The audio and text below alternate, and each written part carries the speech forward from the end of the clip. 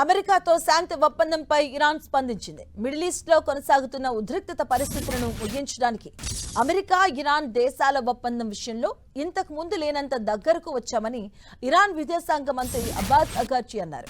అయితే ఈ ఒప్పందాన్ని ఖరారు చేసే వరకు ఇందులోని అంశాలపై ఊహాగానాలను వ్యాప్తి చేయవద్దంటూ మీడియాకు సూచించారు.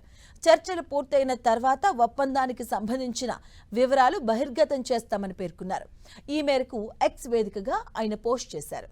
మరోవైపు అమెరికా అధ్యక్షుడు ట్రంప్ కూడా ఈ అంశంపై స్పందించారు.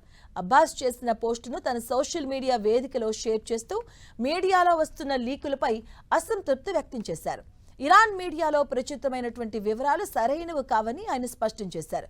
ఈ పరిణామాల నేపథ్యంలో అమెరికా, ఇరాన్ మధ్య సంబంధాలు మెరుగుపడే అవకాశం ఉందని రాజకీయ విశ్లేషకులు భావిస్తున్నారు. అయితే ఇంకా కొన్ని విభేదాలు, చర్చించాల్సిన అంశాలు మిగిలి ఉన్నాయని సమాచారం. అయినప్పటికీ ఇరు దేశాలు ఒక ఒప్పందం దిశగా ముందుకు సాగడం ప్రపంచ శాంతి, మిడిల్ ఈస్ట్లో స్థిరత్వానికి సానుకూల సంకేతం అని చెబుతున్నారు. ఇరాన్తో చర్చలు దాదాపు కొలిక్కి వచ్చాయని, ఆ దేశ అగ్రనాయకత్వం తమ ప్రతిపాదనలకు అంగీకరించిందని 2 రోజుల క్రితం ట్రంప్ ప్రకటించారు. ఇరాన్పై దాడులను విరమించుకున్నట్లుగా తెలిపారు. ఒప్పంద అంశాలకు Israel, Saudi Arabia, UAE, Qatar, తుర్కియో, Pakistan, Bahrain, Egypt కూడా సమ్మతి తెలిపాయని సామాజిక మాధ్యమాల ద్వారా పోస్టు ద్వారా వెల్లడించారు.